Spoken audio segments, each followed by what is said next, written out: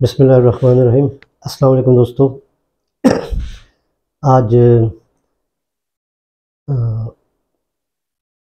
تفسیر القرآن کے سلسلے میں سورۃ فاتحہ کی جو آیت ہے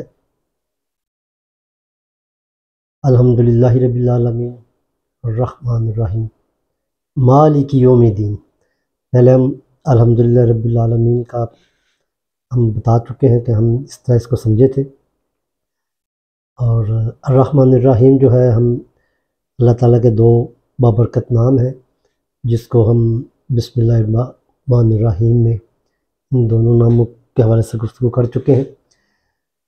اب یہاں پہ آ گیا ہے اس کے بعد الرحمن الرحیم کے بعد تھوڑی بعد اللہ تعالیٰ کی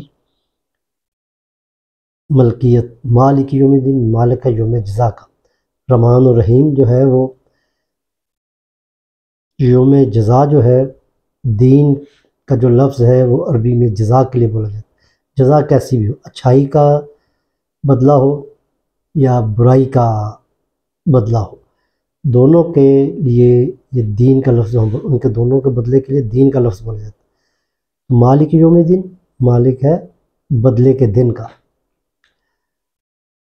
اب یہاں پہ بہت ساری تفاسیر آپ نے بھی دیکھی ہوں گی، علماء سے بھی سنا ہوگا، اور اللہ تعالیٰ کی بے پایہ رحمت کا ذکر ہے، اور یہاں پہ مغفرت کا، اس دن مغفرت کے حوالے سے بھی بہت تفاسیر دیکھی ہیں۔ میں آپ کو جو دو ٹوک موقف میں نے اس کو سمجھا ہے وہ یہ ہے کہ بے شک اللہ تعالیٰ جی رحمان و رحیم ہے، لیکن جو بدلے کا دن ہوگا اس میں ہر برائی کا ذرہ برابر برائی بھی ہوگی تو اللہ تعالیٰ جی اس کی برائی کا بدلہ، جو سزا ہوگی یا جہنم یا دوست جو بھی اس کے لیے متعین اللہ تعالیٰ جی فرمائیں گے، وہ اس سزا سے گزرنا ہی پڑے گا۔ دوسرا، ذرہ برابر نیکی بھی ہوگی تو اللہ تعالیٰ سے اس اجر پائیں گے۔ اب الرحمن الرحیم کے بعد جب یہ لفظ آتا ہے تو ایک اور بات میرے ذہن میں بڑی شدت سے آتی ہے کہ اللہ تعالیٰ جی فرماتے ہیں کہ جب یہ کائنات بنائی تو اللہ کی جو رحمت تھی وہ غضب پر غالب آ گئی۔ تو اس سے مجھے بڑی ڈھارس اور امید ہے۔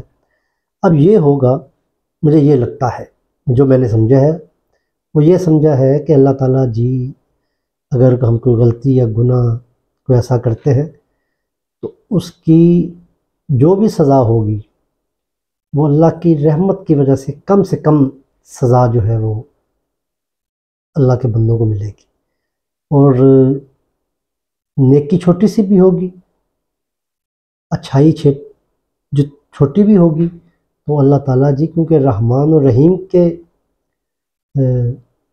ناموں سے متصف ہے تو یقیناً وہ چھوٹی ساری نیکی کا، چھوٹی ساری اچھائی کا بدلہ اپنی رحمت سے بہت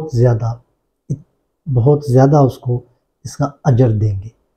تو میں تو دوستو یہی سمجھاؤں، آپ کیا سمجھے ہیں مجھے ضرور بتائیے گا۔ وما علینا الا البلاغ المبین۔